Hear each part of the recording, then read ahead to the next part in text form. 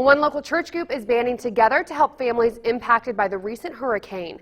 The Bridge Church in Terre Haute is partnering with a church in Connersville, Indiana. They want to gather toys for families who have been hit by the hurricane in Louisiana. Billy Joe Henry is the senior pastor at the Bridge Church. He says he wants to be able to help these kids and families in their time of need and wants them to be able to have gifts at Christmas time.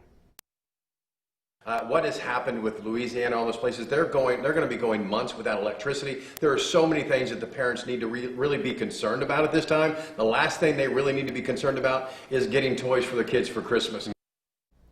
Now, if you want to donate toys, you can drop by the Bridge Church on Sundays or call their church office at the number on your screen. That's 812-917-4054.